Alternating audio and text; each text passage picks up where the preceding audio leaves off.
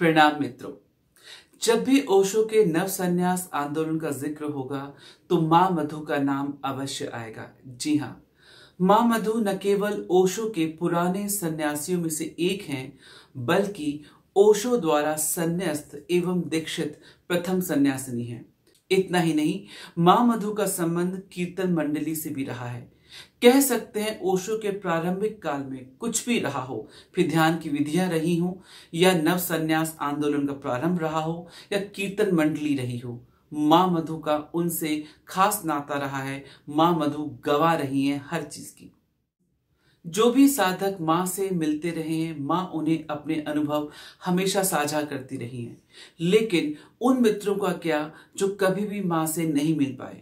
तो मेरी हमेशा से कोशिश थी, काश मां की आवाज में ऐसा कोई इंटरव्यू हो जो मैं ओशो के जितने भी प्रेमी हैं या बाकी जगत के लोग हैं उन तक साझा कर पाऊं। हालांकि मैंने अपनी पहली वीडियो में अपने साथ लिए गए साक्षात्कार में, या जो भी उन्होंने मेरे साथ साझा किया था, वह मैंने आप सबके साथ साझा किया था, परंतु उसमें मां की अपनी निजी आवाज, ओरिजिनल आवाज नहीं थी। मुझे खुशी इस बात की है कि आज मेरे पास मां की खुद की आवाज में एक अच्छा ऑडियो है, जिसमें उन्होंने ओशो के साथ बिताए हुए दिन, फिर वह नव संन्यास आंदोलन हो, कीर्तन मंडली हो, या छोटी बड़ी घटनाएं हो, उन सब का खुद उन्होंने खुलासा किया है। और यह चमत्कार संभव हो पाया देहरादून के डॉक्टर स्वामी निर्मल जी द्वारा।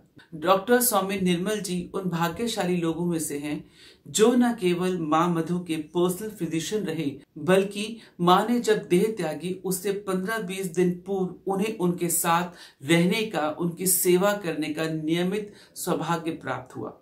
स्वामी निर्मल जी बताते हैं कि जब वह मां से 94 में मिले थे और रेगुलर चेकअप के लिए जाते थे, तो कई बार उन्होंने मां से आग्रह किया कि मां, मैं आपका इंटरव्यू लेना चाहता हूं, और हमेशा की तरह मां मना करती रही। लेकिन न जाने क्या हुआ, एक दिन स्वामी जी ने फिर कहा कि मां, मुझे आपका एक इंटरव्यू लेना है।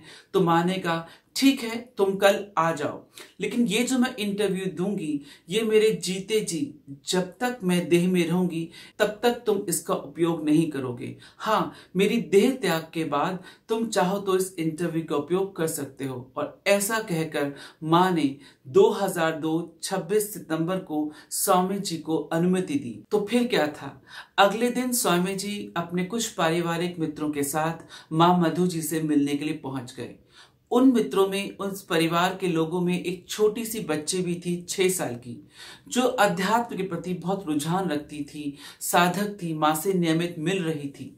तो मां ने जब उसको देखा, मां ने उसी को कह दिया, चलो तुम पूछो, क्या पूछना चाहती हो। तो इस साक्षात्कार में जो आवाज है वो छोटी सी 6 साल की बच्ची की है, और वह मां से कुछ पूछ रही है। हमें खुशी इस बात की कि मां ने उस बच्चे के साथ बहुत कुछ साझा किया। तो आइए सुनते हैं मां मधु जी की आवाज में ओशो के साथ बिताए गए उनके तमाम सुनहरे पहलू, सुनहरे दिन, जो उन्होंने स्वामी निर्मल जी के साथ साझा किए। मां प्रणाम, मैं आपसे एक सवाल पूछूंगी। तो सवाल है कि आपने संन्यास क्यों लिया, कैसे लिया? अच्छा जी, ये प्रश्न पूछा है आनंदिनी ने, और जवाब सुनना चाहते हैं आनंदिनी के साथ माँ अनु और डॉक्टर निर्मल स्वामी जी।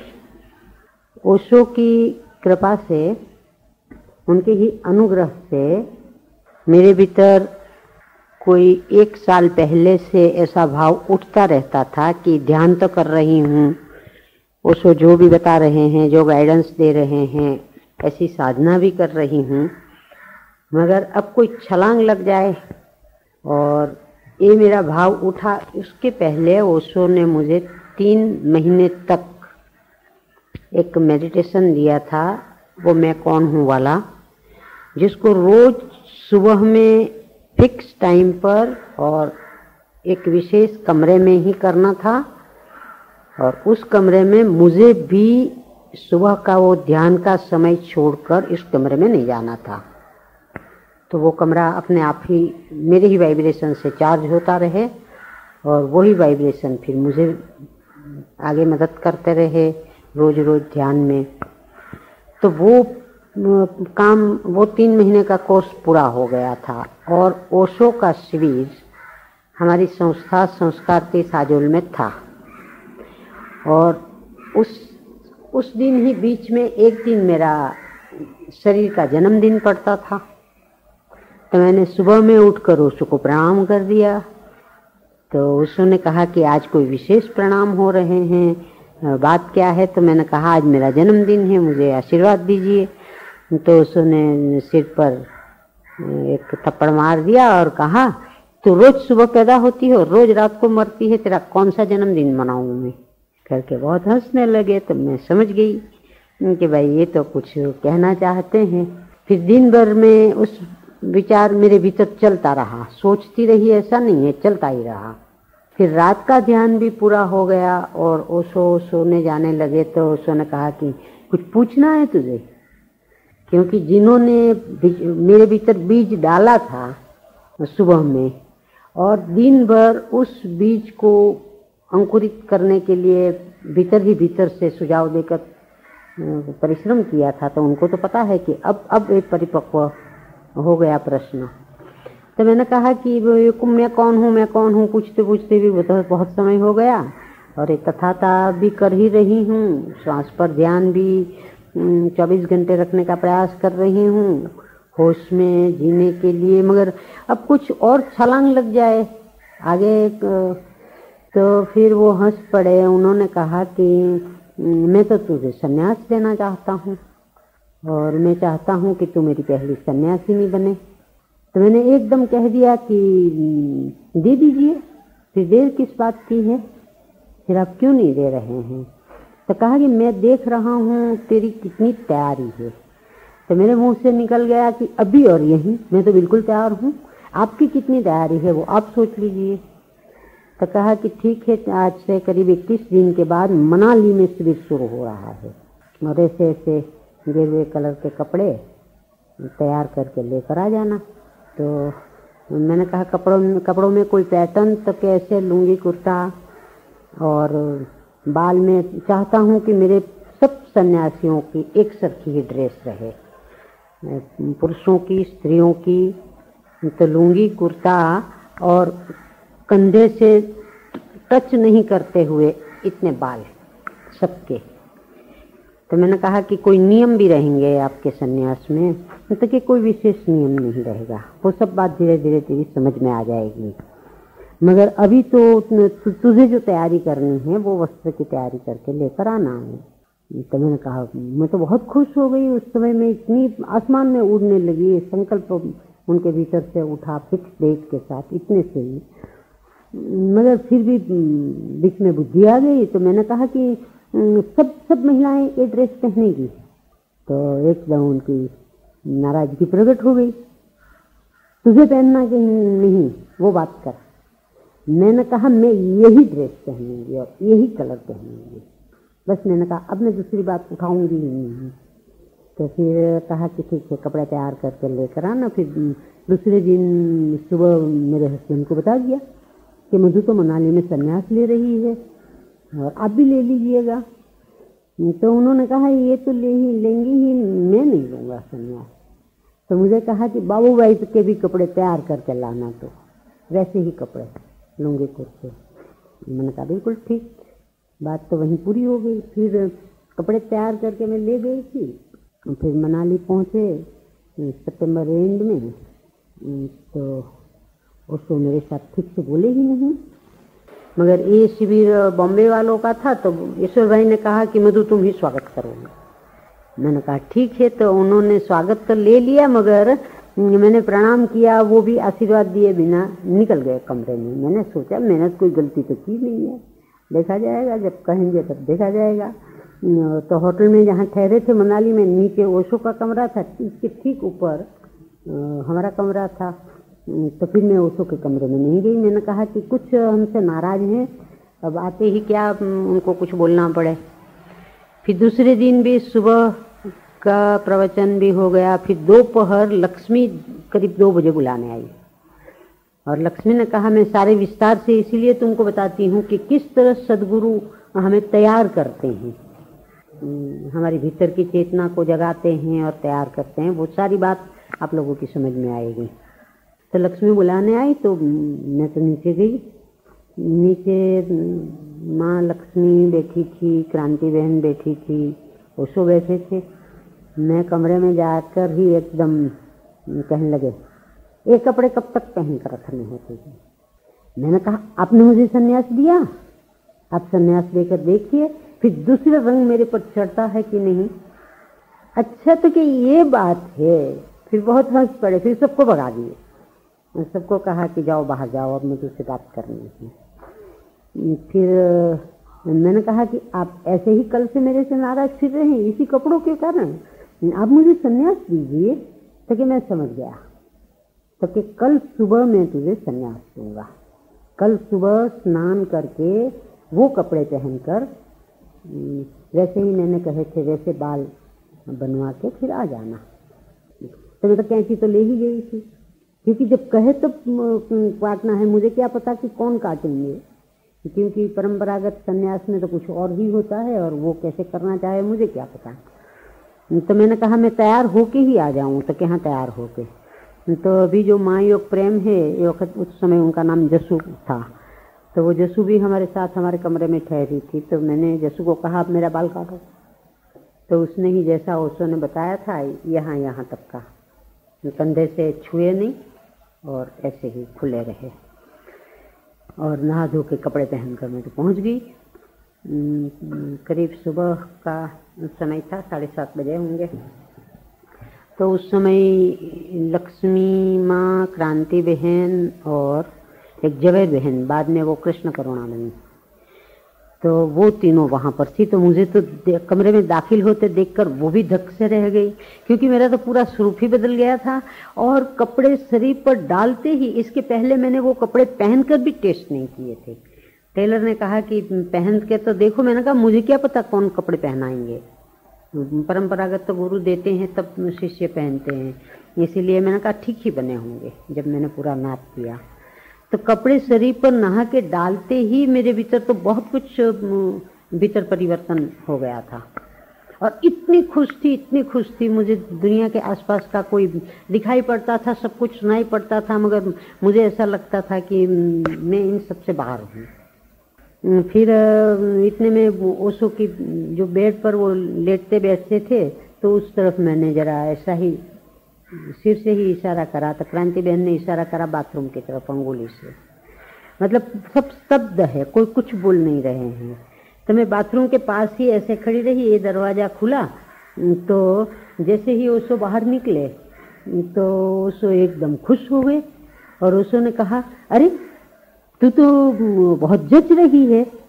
अब मैं उनको लिपट गई, अरे ये तो प्यार का उमंग का संन्यास है, न मुझे कुछ बोध है न ओशो को कुछ। और उस समय मैंने देखा कि ओशो बिल्कुल शून्य में उतर गए थे इतना बोलने के बाद। तो फिर मैं ओशो वहाँ जाके बेड पर बैठे, मैं तो यहाँ खड़ी ही रही। मैं तो जाके जहाँ खड़ी थी वहाँ ही खड़ी थी, किसी ने मुझे कहा भी नहीं था बैठो, किसी को होश ही नहीं था, सबको यही लग रहा था कि कुछ हो रहा है। इसका मतलब कि वहाँ सघन रूप से एग्जिस्टेंस उस समय उपस्थित था और सब कुछ परमात्मा के पूरे प्रभाव में थे। तो उसको थोड़ी देर तो आंख बंद करके बैठे रहे। फिर आंख मूंदे हुए ही उन्होंने कहा कि अब तेरा नाम रहेगा माँ आनंद मधु। मुझे तो ऐसा लगा जैसे मेरे पंख आ गई। जो हमारे पुराने शास्त्रों में जो लिखा है कि गुरु के शब्द मंत्र का काम करते हैं और भीतर शक्तिपात कर देते हैं, चेतना को जगा देते हैं, तो वो पुरुषों के साथ पहले भी कभी कभी ऐसी झलक मिलती थी, मगर उस समय तो ऐसा लगा कि बिल्कुल उनके शब्द जैसे अंदर उतरे वैसे ही अंदर से शक्ति का फव्वारा बाहर आ गया। और मुझे ऐसा लगे कि मैं धरती पर खड़ी ही नहीं रही हूँ, मुझे पंख लगे हैं कि क्या है, मैं उड़ रही हूँ कि तैर रही हूँ हवा में, वो मुझे कुछ नहीं पता, मगर मैं बहुत आनंदित हूँ। और ऐसा कह सकती हूँ कि आनंद ही आनंद रह गया है। फिर भी मुझे लगता है कि कोई 4-5 मिनट निकल गई होगी, कोई एक शब्द नहीं बोल रही है। फिर ओशो का शब्द सुनाई पड़ा, मैं सब देख रही हूँ, मगर फिर भी मुझे ऐसा लगता है कि कान सुन रहा है। और मैं उसकी भी साक्षी हूँ। तो उसने कहा कि लक्ष्मी माला ले आओ। तो उस समय बॉम्बे से वो माला लेकर आए थे, तो यही रोजवुड की बड़े बड़े घुरिए की। तो वो तो ला के लक्ष्मी ने ही मेरे गले में माला डाल दी और माला मेरे यहाँ टखने तक पहुँच गई, क्योंकि वो तो 108 मणि तो है ही उसमें। मैं वैसी ही खड़ी हूँ। और फिर 2-1 मिनट के बाद ओशो उठ के चल दिए प्रवचन के लिए। उनके पीछे वो लक्ष्मी भी चल दी, उनके पीछे माँ क्रांति भी चल दी, फिर वो ये भी चल दी, जवेद बहन भी चल दी। फिर मैं ही कमरे में रह गई, मगर मुझे कुछ पता नहीं है, मेरे पाँव भी चलने शुरू हुए। ये लोग आगे चल रहे हैं तो मैं भी पीछे चल रही हूँ। इतने में जवेद बहन लौट के आई कि इस माला को ऐसे एक और राउंड लगाया गले में, तो गले के छूटा हुआ एक राउंड रहा और एक झुलता हुआ रहा, तो और भी सुंदर लगा। तो उन्होंने वो संवारा, वो माला संवारी। देखिए, ओशो ने नाम दिया, गुरु का जो मुख्य काम है नाम देने का। ओशो ने नाम दिया, लक्ष्मी माँ ने माला पहनाई, उस माला ने, उस दूसरी माँ ने वो माला को सजाई। अब आगे आगे देखते जाइए, सन्यास में सब कुछ होता है। समाज धक्का देता है, क्योंकि जिस संसार को, सोकल्ड संसार को हम छोड़ते हैं तो वो संसार को चोट भी पहुंचती है, इसलिए वो गुस्सा करते हैं और खींचने का, पकड़ने का, बांधने का प्रयास करेंगे। और जिनके भीतर सन्यास संकल्प बन गया है वो लौटेंगे नहीं, तो वो संघर्ष भी एक तरह का चलेगा। ये सब जो चलना चाहिए वो सारा कुछ चलता रहा। एक एक घटना ऐसी घटती गई, तो अभी भी मैं याद करती हूँ तो मुझे बहुत बड़ा रोमांच हो जाता है। अभी मैंने किसी के पाँव नहीं छुए हैं, अभी गुरु जी के भी पाँव नहीं छुए हैं, मतलब कि कोई अपने में थे ही नहीं। सब जैसे कि वैसे भी हम परमात्मा के खिलौने ही हैं, हम सब वो जैसे कराते हैं वो तो करते हैं, मगर उस समय तो पूर्ण रूप से परमात्मा ने, एग्जिस्टेंस ने सबका कब्जा ले लिया था, सबका पोजीशन ले लिया था। तो मुझे ये भी बोध नहीं आया कि मुझे अब किसी के पाँव छूने हैं कि आशीर्वाद लेने हैं, कि कुछ भी नहीं। अब चल दी तो वहाँ जाके बैठ गई, जो भी मेरे सामने मिले वो इधर उधर झांक ले, सबको ऐसा लगे कि ये क्या हो गया है। इससे पहले किसी को ओशो ने कहा था तो कोई ऐसे कपड़े तो पहन ही लेते थे, मगर वो किसी की नॉलेज में नहीं आया था। एक पता नहीं कि एक क्या घटना घट गई, तो सब लोग स्तब्ध रह जाते थे। तो फिर मैं वहाँ गार्डन में ओशो का एक स्टेज बनता था, उसके ऊपर छाता रहता था और सब लोग धूप में गार्डन में लॉन में बैठ जाते थे। चारों ओर बगीचा होता था, बहुत सुंदर वातावरण था, एकदम मनाली सुंदर और वो वातावरण। तो मैं तो जाके कहीं थोड़े से बीच में ही बैठी। मैंने सोचा कि आज सब लोग मेरे से झिझक रहे हैं और मुझे किसी की परवाह ही नहीं। तो मैं बैठी तो मेरे आगे बैठे थे लाला सुंदरलाल जी, वो एक बुजुर्ग ओशो के मार्गदर्शन में साधना करने वाले उनके साधक थे। वो ही मोतीलाल बनारसीदास वाले, जो सबसे पहले ओशो की सारी बुक्स वो ही छापते थे, दिल्ली वाले। और लाला जी इसके पहले भी हमारी संस्था में आ चुके थे। वो ओशो ने ही परिचय करवाया था उनको कि ऐसे वहाँ पर एक संस्था है, आप जाना। तो वो अहमदाबाद आए थे तो पहले से परिचय था और उन्होंने मुझे देखते ही बेटी के रूप में संबोधित कर दिया था और मैं भी उनको मैं पिताजी ही कहती थी। तो वो आगे बैठे थे, उनके सेक्रेटरी बैठे थे, उनके पीछे में बैठ गई। ओशो ने प्रवचन शुरू कर दिया। कृष्ण पर बोल रहे थे, जो बाद में कृष्ण मेरी दृष्टि में पुस्तक बनी। तो थोड़ा सा 5-10 मिनट प्रवचन चला होगा और एकदम माइक चला गया। कभी माइक नहीं जाता था, न पहले किसी शाम को कोई बात करने बैठे थे तब गया, न बाद में पूरी स्थिति में, मगर उस समय लाइट चली गई। तो फिर ओशो ने सबको कहा कि सब निकट आ जाओ, पास में आ जाओ। तो मैं भी उठ के वो लाला जी और ये लोग वहाँ बैठे थे, उनके बिल्कुल ठीक आगे जाके मैं चुपचाप बैठ गई। और लाला जी को पता नहीं कि मैं ही हूँ। तो उनके सेक्रेटरी ने कहा कि लाला जी ये सामने कौन बैठी हैं, आपने पहचाना? सबको सुनाई पड़ रहा है, क्योंकि ओशो के सामने तो कोई बोल नहीं रहे हैं, मगर वो जरा जोर से बोल दिए। तो उन्होंने, लाला जी ने कहा कि ना मैंने तो नहीं पहचाना। तो कहा कि ये धर्मिष्ठा बहन है। मेरा नाम तो धर्मिष्ठा था, मगर घर में मधु था तो फिर ओशो भी मधु कहने लगे थे, तो कुछ कुछ लोग मधु कहते थे, तो मगर लाला जी धर्मिष्ठा बहन ही कहते थे। तो जैसा ही उन्होंने कहा कि ये धर्मिष्ठा बहन है, तो मैंने पीछे लौट के लाला जी की तरफ देखा। तो लाला जी ने बड़े व्यंग में, बड़े टोंट में कहा धन्यवाद, क्योंकि लाला जी बहुत खिलाफ थे। तो वो सन्यास, ओशो भी पहले सो कॉल्ड सन्यास की तो धज्जियां उड़ाते रहे थे, तो उनको उनकी समझ में ही नहीं आया। उन्होंने सोचा कि ये धर्मिष्ठा बहन का अपना ही उपद्रव है, और अगर ओशो नहीं करवाया है तो भी उनका मन उस समय मानने को तैयार नहीं था। तो जैसे ही उन्होंने टोंट कसा धन्यवाद, मुझे पता नहीं है, मैंने भी अपने शरीर को लुढ़कते देखा। मैं पीछे लौट के 2 हाथ जोड़ के उनकी चरणों में दोनों हाथ जोड़ के उनकी गोदी में मेरा सिर पड़ गया। और सब कहते हैं कि तुम इतनी जोर से बोली थी कि मुझे धन्यवाद नहीं आशीर्वाद चाहिए।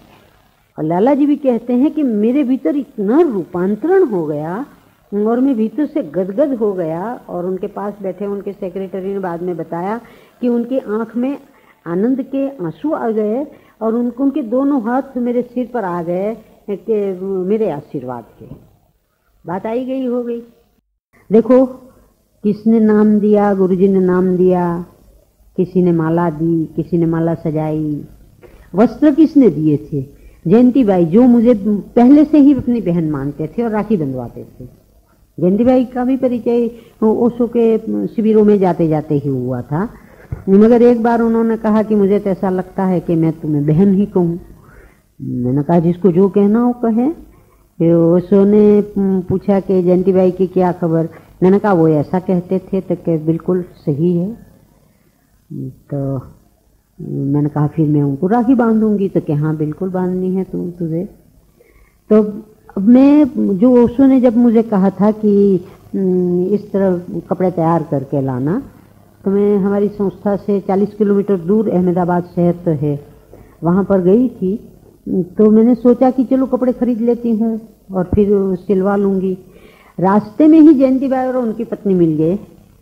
तो उन्होंने कहा कि देखो मैंने तुम्हारी भाभी के लिए, जयंती बाई ने कहा, ये कपड़ा लिया है और ये कहती है कि मैं शिविर में ऐसे गेरुए कपड़े पहनकर शिविर अटेंड करूँगी। तो मैं खूब हंस पड़ी। मैंने कहा यही खरीदने तो मैं जा रही हूँ। तो तुरंत दोनों बोल पड़े कि नहीं हम खरीद के देंगे। उन्होंने कपड़े खरीद के दिए। मतलब पूरी विधि विधान चलते रहे हैं एग्जिस्टेंस की तरफ से, हमारी तरफ से कुछ भी नहीं चल रहा है। तो किसने वस्त्र दिए, किसने नाम दिया, मूल जो काम है वो गुरुजी के मुंह से हुआ, उनके मुंह से वो परमात्मा ने करवाया और सारा समाज उसमें इन्वॉल्व हो रहा है। सहयोगी भी है, अब विरोधी भी शुरू होंगे। तो लाला जी ने आशीर्वाद दिए। सारी शिविर में सबसे बुजुर्ग वही थे और जो मुझे बेटी कह चुके थे, जिनको मैं पिताजी ही संबोधन करती थी और उनका शरीर छूटा, तब तक उन्होंने, मैं ऋषिकेश में रहती थी, मौन रहती थी, तब भी उन्होंने अपना पूरा नाता रिश्ता निभाया लाला जी ने अंत तक। हालांकि वो सन्यास से कभी सहमत नहीं हुए और उन्होंने नहीं लिया, अंत तक नहीं लिया। मगर ओशो को भी नहीं छोड़ा उन्होंने। ओशो को कहते थे कि आपका सन्यास मैं नहीं लूँगा। इसके कुछ कारण थे, उनकी कुछ बैकग्राउंड ऐसी थी कि सन्यास से जैन थे और कुछ घटनाएं जीवन में घटी थी, तो वो सन्यास के प्रति उनको भाव नहीं रह गया था। तो इस कारण से, मगर ओशो के प्रति इतनी ही श्रद्धा रही और ओशो के बताए हुए 21 दिन के मौन और ये सब ध्यान भी करते रहे, तो उन्होंने आशीर्वाद दिए। अब प्रवचन पूरा होने के बाद मैं तो ऊपर गई, अपने कमरे में ही जाकर मैं बैठ गई। मुझे कुछ पता नहीं था। इतने में मेरे हस्बैंड आए और वो जोर जोर से चीखने चिल्लाने लगे और उन्होंने बहुत विरोध किया। विरोध, इतना विरोध कि शिविर में सब कोई हिल गए थे और किसी को ये तो नहीं पता कि ये ओशो के कहने से एक वस्त्र लिए हैं और ओशो ने संन्यास दिया है। वो तो वहाँ 2-3 बहनें थी, उनको ही पता है, और वो बहनें तो ओशो की केयरटेकर्स थी, तो वो तो पब्लिक में जाती नहीं थी, तो किसी को कुछ पता नहीं। सब यही समझे कि दरविष्टा बहन ने उपद्रव मचा दिया और उनके पति ओशो को कुछ भी उलुल जुलुल वो बोले। वो ग्लिम्पसेस ऑफ चाइल्डहुड में ओशो बोल चुके हैं क्या हुआ था। तो मैं चुप बिल्कुल। अब एक एक व्यक्ति आकर मुझे कहने लगी कि मधु ये कपड़े बदल दो, ओशो की बदनामी हो जाएगी। और सारे प्रेस रिपोर्टर वहाँ पर थे, गुजरात से, बॉम्बे से, दिल्ली से, सब प्रेस रिपोर्टर्स भी आए थे। तो कहा कि ये प्रेस में बात जाए, अभी तो तुम्हारे कमरे में ही ये बात है और ये होटल में ही चिक चिल्ला के सबको कह रहे हैं, मगर प्रेस रिपोर्टर्स के पास बात जाए इसके पहले तुम कपड़े बदलो। मैंने किसी को कोई जवाब नहीं दिया, मतलब कि मैं बहुत खुश थी और इतनी प्रसन्न थी कि जैसे सपनों में सब दिख रहा है वैसा ही मुझे ये सब दिख रहा है और मुझे कुछ भी छू नहीं रहा है और मुझे ऐसा लग रहा है कि मैं तो तैर रही हूँ हवा में, उड़ रही हूँ। उड़ने में भी एक तरह का परिश्रम है, इतना भी परिश्रम नहीं रह गया, ऐसा लग रहा है कि मैं तैर ही रही हूँ। तो फिर सब लोगों ने जब बहुत कहा तो मैं चुप ही रही। तो फिर सब लोग जयंती बाई को बुला लाए। इन सबको ये था कि जयंती बाई इनको मना लेंगे, तो जयंती बाई आकर बैठे। फिर मेरे हस्बैंड को भी बुलाए और जयंती बाई ने खूब सुना 1 घंटे तक। और मैं तो चुप। एक बार मैं उठ के जाने लगी, जयंती बाई ने इशारा कर दिया बैठे रहो, मतलब कि उनकी सारी कैथारसिस हो जाने दो। फिर उनको लगा कि जयंती बाई मुझे सहानुभूति से सुन रहे हैं और कहते हैं कि क्या होगा, कैसे होगा, परिवार कैसे होगा, हमारा संस्था कैसे चलेगी। तो जयंती बाई यही कह रहे थे कि उस समय हम लोग आचार्य जी कहते थे ओशो को, तो वो यही कह रहे थे कि हम आचार्य जी से बात करेंगे, हम आचार्य जी को पूछेंगे। फिर उन्होंने हंसते हंसते कहा कि आप भी ले लीजिए संन्यास। तो फिर वो बहुत उबल गए, उस समय कुछ बोले नहीं मगर नाराज हो गए। तब उनको ये लगा कि अब जयंती बाई समझाएंगे, तो कहा कि अपनी बहन को समझाए, कपड़े बदल दे। जयंती बाई ने कहा मैं नहीं कहूँगा। उनको ये भी नहीं पता कि कपड़े तो जयंती बाई ने खरीदे। जयंती बाई ने इतना ही कहा कि ये तो मैं नहीं कहूँगा, क्योंकि धर्म के रास्ते पर चल पड़ी है और पहले से ही उनका व्यवहार ही यही था, शिविरों में भी मैं देखता था, इसीलिए उनको रोकने का टोकने का काम मैं नहीं करूँगा। फिर वो चले गए। इतने में तो भोजन का समय हुआ। उस दिन बॉम्बे वाले ने, ईश्वर भाई संचालक थे, ईश्वर भाई और बॉम्बे के 2-4 लोग जीवन जागृति केंद्र के, उन लोगों ने, बॉम्बे में इसको फिस्ट कहते हैं, मतलब कि मीठा मिष्टान। उन लोगों को किसी को पता नहीं कि आज कोई सन्यास भी होने वाला है। सन्यास जैसी भी ईश्वर भाई को तो भनक नहीं थी, मगर ये था कि आज उद्घाटन है शिविर का विधिवत, तो उन्होंने बहुत सारी मिठाइयाँ और सब बनवाई थी। जस्सू ने मुझे कहा कि हम क्या करेंगे, मैंने कहा हम कमरे में ही रहेंगे। मैंने सोचा कि सब लोगों का मजाक क्यों किरकिरा कर देना, हमको जो मिल गया, हीरा पायो गांठ गठिया आयो, बार हवा को क्यों खोले, अब दुनिया को मुझे क्या दिखाना है। तो मैंने सोचा कि बेकार सबका आनंद छीन लेने वाला माहौल हो जाएगा, मुझे देख देख कर वो बहुत चिढ़ेंगे। तो फिर जस्सू ने कहा कि मुझे तो भूख लगी है, तुझे तो कोई न भूख लग रही है, न तुम पानी पी रही हो, न कुछ भी नहीं। तो मैंने कहा लाओ। तो फिर वो ब्रेड के ऊपर मक्खन लगा के, जैम किसी पर लगा के, सैंडविच बना के वो काट के मुझे दे रही थी। एक पीस मैंने पा लिया था त्रिकोण, और दूसरा पीस आधा पाया था। और इतने में धड़ाम से दरवाजा खोल के ईश्वर भाई आए और झपट के मेरे हाथ में से वो आधा पीस खाया हुआ लेके अपने मुंह में डाल दिया। प्रेम ने कहा ये क्या कर रहे हैं आप? तो कि आज तो मधु का संन्यास हुआ, मुझे पता ही नहीं, हमने ले लिया। ये अकेली ही सब खाती रहेगी क्या, हमारा भी तो हिस्सा है। और एकदम मेरा हाथ पकड़कर यहाँ कंधे से यहाँ से पकड़कर कहा कि चल उठ मधु, अभी चलना है और वहाँ पंगत में भोजन करना है सबके साथ, अभी भोजन शुरू नहीं हुआ है। तो मैंने कहा मुझे यहीं रहने दो, तो क्या कहा क्यों? तो जस्सू ने कहा कि वहाँ बाबू भाई हल्ला करेंगे, सबका भोजन का मजा।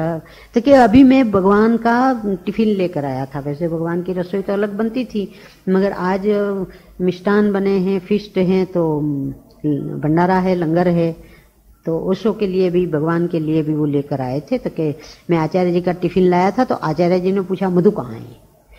तो किसी ने बता दिया कि मधु और जस्सू दोनों ऊपर ही हैं, वो भोजन को नहीं गए।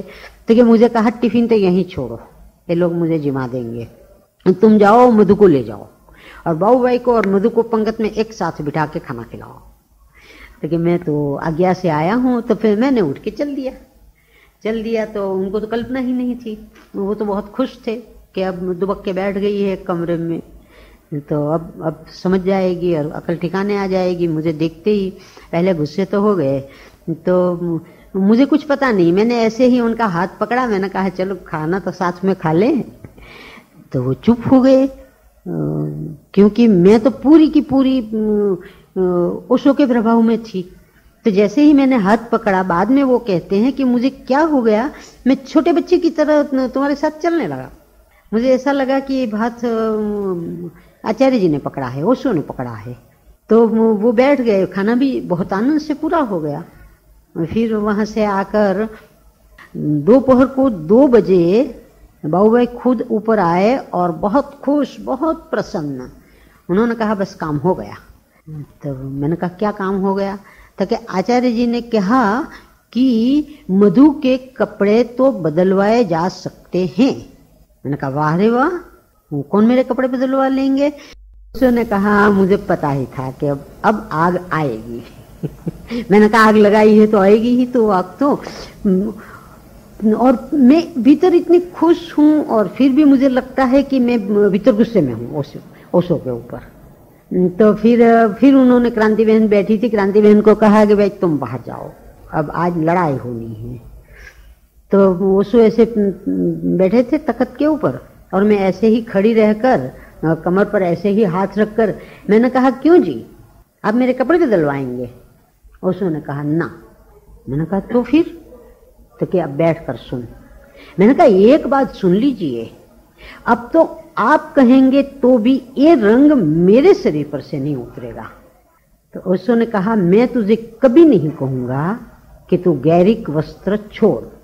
सबने मरून कलर पहना तो बहुत शिकायत की मेरे बारे में पुणे में कि मधु अभी भी वो गैरिक वस्त्र ही, गेरुए कपड़े ही पहन रही हैं और वो मैरून कपड़े नहीं पहनती है। ओशो ने कभी जवाब नहीं दिए, क्योंकि ओशो जैसे जागृत चेतना बेहोशी में वायदे करते नहीं, और जो वायदे हैं वो उनको पूरे याद रहते हैं।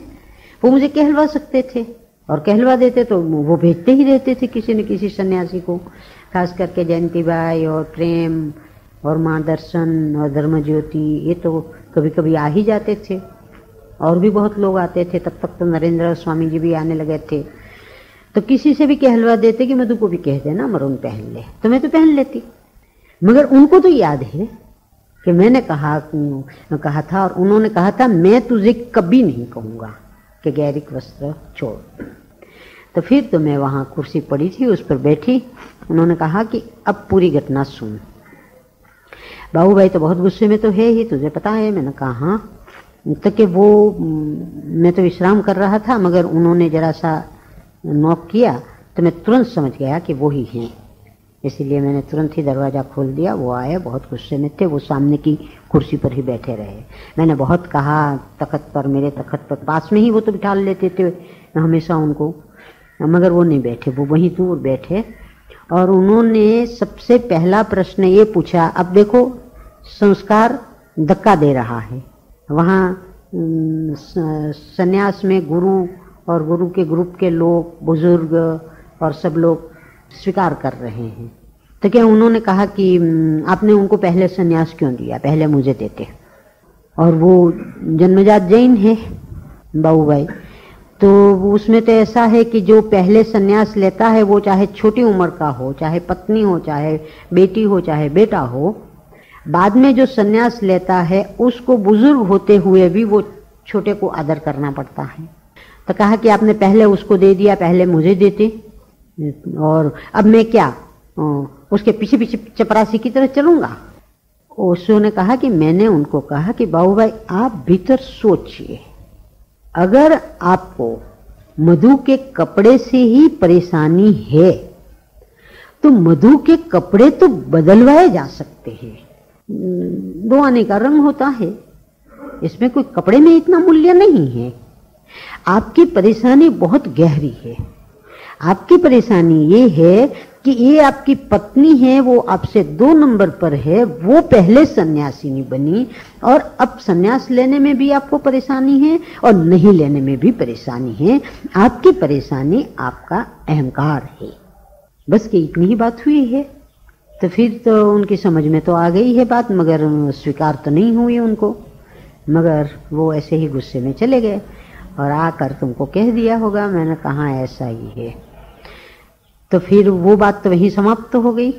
मतलब कि ओशो ने सन्यास के ऊपर उस समय तो नाम दे दिया था, अब सन्यास के ऊपर उन्होंने मोहर भी लगा दी। फिर रात को उस दिन शरद पूर्णिमा के आसपास के वो टाइम था, तो अहमदाबाद जीवन जागृति केंद्र वालों ने पहले से ही सोचा था कि हम डांडिया रास करेंगे और रात को बड़ा उत्सव मनाएंगे, और ओशो को राजी कर लिए थे कि वो भी उत्सव में हाजिरी देंगे। और वो डांडिया और वो सब तो हमारी संस्था से ही गए थे, और वसंत भाई उसके लीडर थे, वो पूरे उत्सव के ऑर्गेनाइजर थे।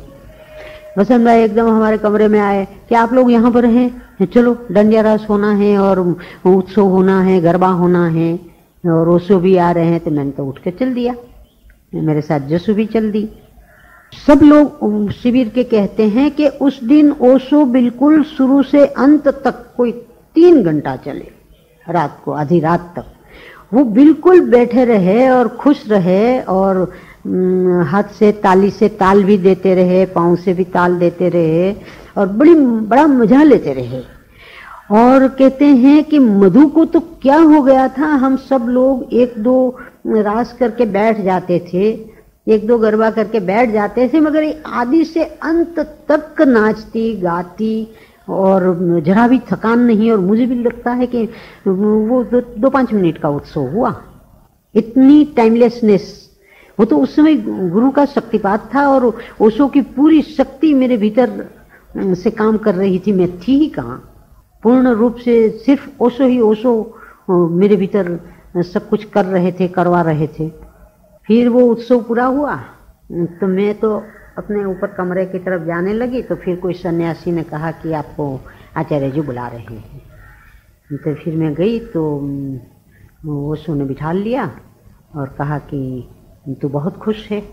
मैंने कहा हाँ मैं तो बहुत खुश हूँ, आपने मुझे नाम भी बहुत बढ़िया दिया।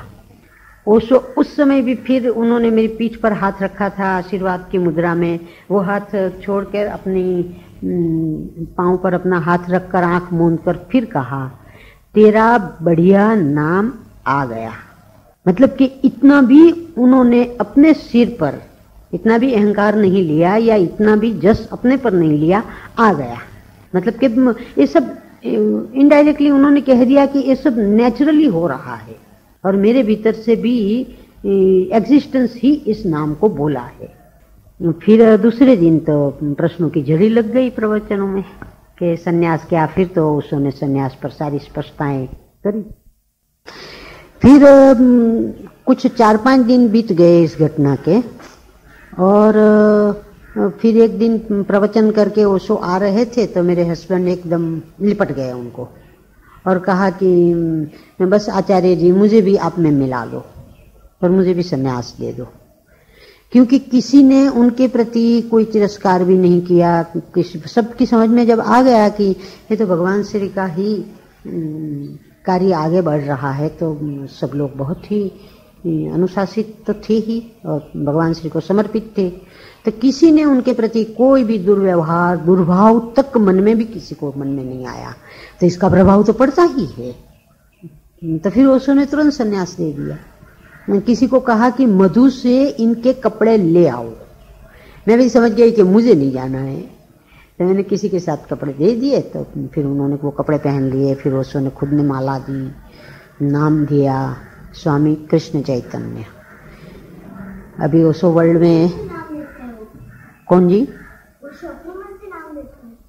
ओशो तो गुरु है ने बेटा, तो गुरु नाम बदलते हैं, मन से गुरु नहीं चलते हैं। गुरु हो जाते हैं पूर्ण परमात्मा से एकाकार, द्वैत नहीं रहते हैं। इसलिए गुरु के मुंह से साक्षात परमात्मा की ही वाणी प्रवाहित होती है, वो दो रह ही नहीं जाते हैं। क्योंकि हमें परमात्मा से सीधा अनुभव नहीं है, इसलिए परमात्मा गुरु के रूप में हमारी समक्ष आते हैं। तो गुरु और इसीलिए तो कहा गया है ना कि गुरु ब्रह्मा गुरु विष्णु गुरुदेवो महेश्वर गुरु साक्षात परब्रह्म तस्मै श्री गुरुवे नमः। तो गुरु और कोई स्वरूप दिखाई पड़ता है हमको, वो शरीर है, मगर गुरु और परमात्मा एक ही है, दो नहीं है। तो ओशो भी जो भी नाम देते हैं वो गुरु के दिए हुए नाम हमें लगते हैं, मगर वो परमात्मा के दिए हुए ही नाम है। अच्छा, तो फिर अब शिविर का आखिरी दिन था और शिविर ऊपर से मैं उतर रही थी स्टेप्स प्रवचन सुनने जाने के लिए। इधर से सामने गलियारे से ओशो आ रहे थे, वो और क्रांति बहन और ये लोग, और मेरे पीछे पीछे बाबू भाई आ रहे होंगे। अब ओशो कितने नटखट, अब आप देख लीजिए, ऐसे नहीं है कि गुरु का मतलब बोझिल, जैसा उन्होंने कहा है मेरा सन्यासी नाचता गाता हो, मेरा सन्यासी बुद्ध भी हो, जोरबाजी बुद्धा। तो वो इतने नटखट भी रहे, तो उन्होंने ऐसे आमने सामने हो गए, मैं और ओशो, मैं दो स्टेप्स ऊपर हूँ, ओशो सामने हो गए। उन्होंने फिर वो 2 अंगुली चपरासी वाली करके चलती हुई 2 अंगुली दिखा के कहा, मधु तेरा चपरासी कहाँ है? और बाबू भाई पीछे आ रहे थे तो एकदम दौड़ते हुए भागते आके ओशो को लिपट गए कि मैं तो पीछे पीछे ही चल रहा हूँ। मतलब कि उनको इतना वातावरण को हल्का फुल्का उन्होंने बना लिया। तो ये तो गुरु ही कर सकते हैं, और किसी के सामर्थ्य की बात नहीं है। ऐसे हमारा सन्यास हुआ। फिर बॉम्बे जाके हम आजोल पहुंचे, फिर ओशो ने चिट्ठी लिखी थी, उसमें भी ऐसा लिखा कि तुझे नए जीवन में धक्का देकर और असुरक्षा में धक्का देकर मैं बहुत खुश हूँ। क्योंकि रिपोर्ट तो गई पूरे एजुकेशन डिपार्टमेंट में, पूरे गुजरात में, क्योंकि मैं बड़ी एजुकेशनलिस्ट थी और मोरारजी भाई देसाई के परिवार से थी, और विद्यापीठ जहाँ से मैं ग्रेजुएशन किया था उसके वो चांसलर रहे। तो मुझे सन्यास में देखकर वो बहुत गुस्से हो गए और आग बबूला। उन्होंने कहा तुझे कपड़े बदलने पड़ेंगे, और पूरे गुजरात में प्रखर विरोध हुआ। हाँ बिल्कुल, लुंगी कुर्ता पहन के ही मुरारजी भाई के पास पहुंची थी। तो फिर उन्होंने कहा कि ये नहीं, और टेरिकॉट के, जबकि मैं बचपन से ही पैदाइश से ही खादी पहनती हूँ, मेरे माता पिता भी खादी पहनते थे, परिवार में सब मूवमेंट में रहे, स्वतंत्रता लड़ाई में सब जेल गए थे, तो खादी के सिवाय कुछ था ही नहीं। और मैं भी पढ़ी और हमेशा काम भी किया, तो खादी पहनती थी। तो ये सब गुजरात के न्यूज़पेपर में भी तहलका मच गया था। तो इसीलिए फिर ओशो ने लिखा कि असुरक्षा तो है ही, तो कि तुझे असुरक्षा में धक्का देकर मैं बहुत खुश हूँ। अब ये असुरक्षा तेरे साथ सदा रहेगी और इसी में ही तेरी पूर्णता का जन्म होगा, इस मतलब का उन्होंने लिखा। ऐसे ही एक पत्र में लिखा कि तू सन्यास के जीवन में बहुत प्रसन्न है, इससे मैं भी बहुत ही आनंदित हूँ, और तुम सागर की ओर ऐसे चल पड़ी है जैसे सरिता, नाचती गाती आनंद मग्न। तो फिर मुझे और भी इसमें टिके रहने के लिए गुरु हमेशा, ऐसा थोड़ी है कि सन्यास में धक्का देकर वो तमाशा देखेंगे, वो तो पूरी जिम्मेदारी आज भी तो ओशो की ही जिम्मेदारी से है, तभी तो मैं यहाँ जिंदा भी हूँ, नहीं तो शरीर में प्राण ही कहाँ रह सकते हैं गुरु की कृपा न हो तो इस तरह से मेरा सन्यास हुआ, इस तरह से संसार ने धक्का दिया, सन्यास ने स्वीकार किया और आज तक यात्रा चलते चलते आनंदिनी तक पहुंची। अब मैं थक गई हूँ, अब मैं अपने शरीर में आ गई, अब मुझे थकान भी लग रही है और मेरा गला भी दर्द कर रहा है। ओशो ने कहा बकवास बहुत हो गया, अब चुप हो जा, मगर फिर भी ओशो का कीर्तन तो करेंगे ही। चैतन्य भारती जी, फिर वैराग्य अमृत जी और सबकी एक कीर्तन मंडली बनाई थी ओशो ने। तो हम पूरे नगरों में, पूरे हिंदुस्तान में घूमते हुए नगर कीर्तन करते थे और फिर गाते थे ओशो आए आनंद लाए।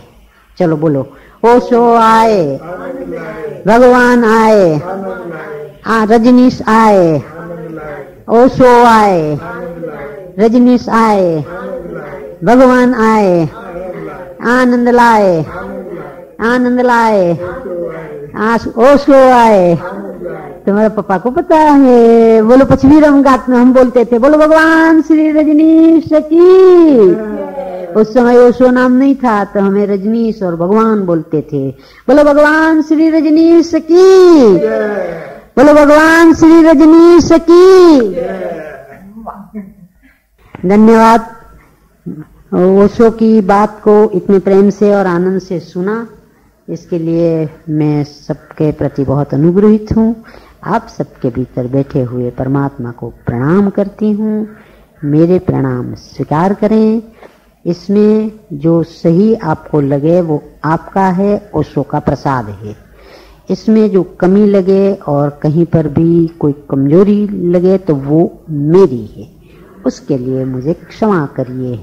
ओशो, ओशो, ओशो।